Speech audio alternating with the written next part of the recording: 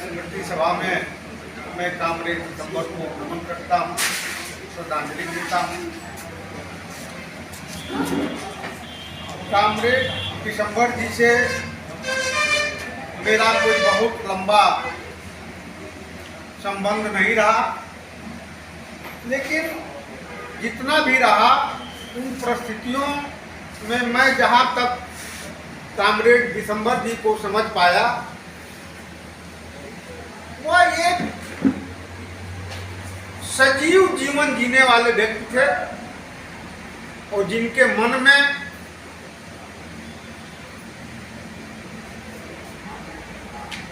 गरीबों के प्रति, निर्बल के प्रति जो सोच थी, उस सोच को मैं सलाम करता हूँ। और उनका जीवन पूरे संजीदगी से भरा हुआ था। किसी के दुख, किसी की तकलीफ, चाहे वह व्यक्ति का दुख हो या इस देश का दुख हो, उसके प्रति जो उनकी सोच थी और उन्होंने जो बातें अपने कविता के माध्यम से, अपने लेखों के माध्यम से, और जब भी वह तमाम सभाओं का संचालन किए मैं सुना, बड़ी संजीदगी के साथ और बड़े रोचकता के साथ वो चीज़ों को रखते थे। तो मेरा कहना यह है कि जिन चीज़ों को उन्होंने कविता के माध्यम से कहा, हमें उसे अंगीकृत करना चाहिए। और दिसंबर जी जैसा सजीव जीवन जीने वाले प्राणी की तरह हमें और आपको भी जीवन जीना चाहिए। और उन्होंने जो एक अभियान तय किया था, जिस लड़ाई को इस विचारधारा के लोग लड़ रहे थे, उस लड़ाई को आगे बढ़ाने का काम सभी लोगों को करना चाहिए। यही उनके लिए सच्ची स्मृति होगी, सच्ची श्रद्धांजलि होगी। और दिसंबर जी का जीवन आजीवन प्रासंगिक बना रहे, इसके लिए ये समय समय पर कुछ कार्यक्रम उनके विचारों के आधार पर होते रहने चाहिए। को समाप्त करता हूँ। बीच में जो छात्र आंदोलन चल रहे थे, वह छात्र आंदोलनकारी दोस्तों की जमीन, फिर खुखुंदू में जब हम आते हैं तो लगभग दसियों दुकानदार साथी संगठन से जुड़े हुए थे। ये सारी पृष्ठभूमि में विशंभर का निर्माण हुआ था और उस पृष्ठभूमि में विशंभर ने अपने सांस्कृतिक मोर्चे को संभाला था। गाने के माध्यम से, गज़ल के माध्यम से दोस्त दुनिया कायम किया था। और एक यह सांस्कृतिक कर्मी बनने में जो घर में जनवादी माहौल मिला था उनके पिता के जरिए, चतुरानंद ओझा के जरिए, वह सभी के घरों में नहीं मिल पाता है। हम लोग अपने घर में, मैं अगर गा दूँ ढंग से तो मेरे पिताजी कहते हैं, हाई देखा गावत हूँ, मतलब गाना एक बहुत बुरी चीज़ मानी जाती है। और उपस्थित तमाम साथियों और शर्मा जी, बाजी, दीपक दीक्षित इत्यादि सभी साथी हमारे हैं यहाँ। और सभी लोगों ने बातें कही हैं ढेर सारी, और हम जानते हैं कि कोई भी आदमी एक विशेष वातावरण में ही निर्मित होता है, और अगर एक खास वातावरण न मिले तो कितना भी अच्छा कोई भी व्यक्ति हो, वह किसी दूसरे धारा में चला जाता है, किसी दूसरे ट्रेड पे चला जाता है।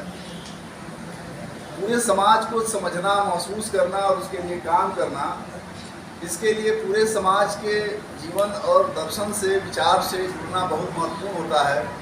तमाम ऐसे लोग जो अपने जीवन और कार्यों की वजह से समाज से नहीं जुड़ पाते हैं, वो संकीर्ण एक दायरे में बन के रह जाते हैं, जिनको लोग कहते हैं कि कुएं के मेढक के रूप में वो अपना जीवन गुजार देते हैं और उसमें संतुष्ट महसूस करते हैं। लेकिन जो बड़ी प्यास एक पैदा होनी चाहिए हमारे भीतर, वो प्यास आती कहाँ से है। बड़े सपने, किसी ने अभी हमारे साथी राजेश ने उनकी कविता समझ की सुनाई, सपने पर एक कविता।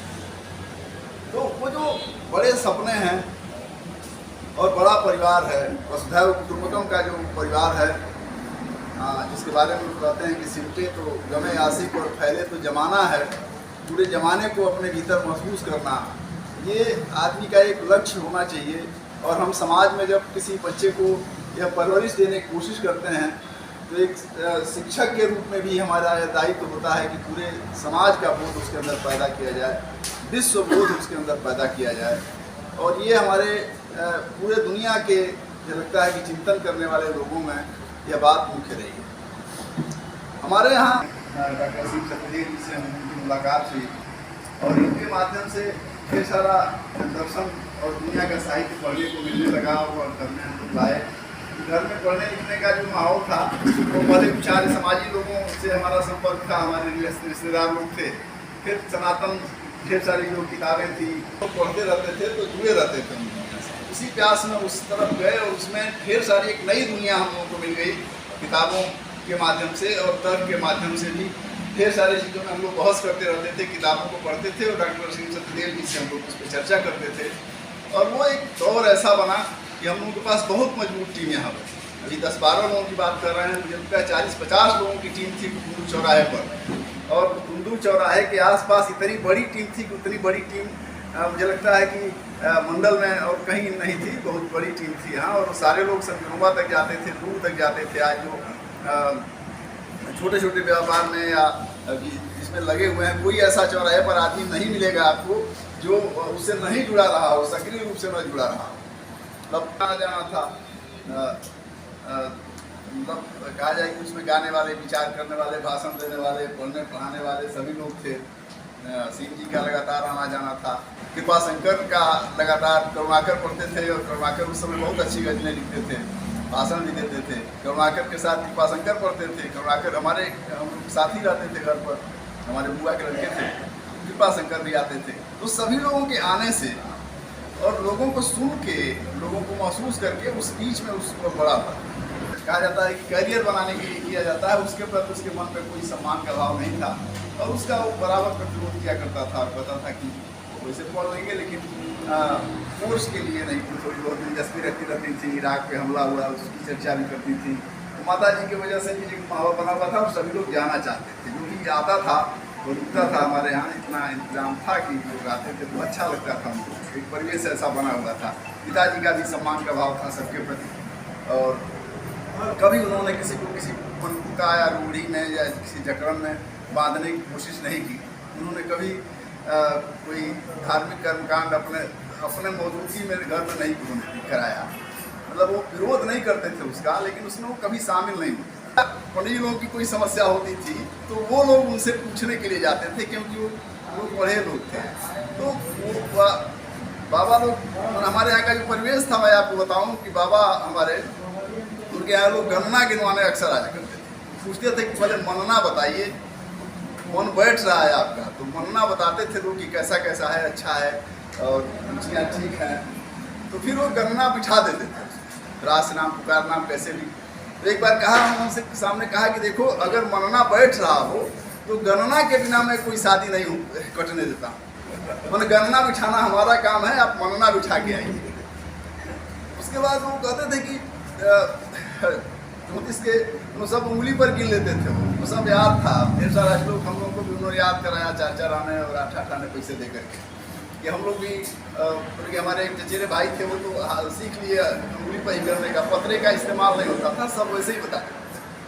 तो उन्होंने कहा कि देखो, जब तुक ताल बैठ जाए तो कोई पतरा उतरा नहीं देखा जाता है।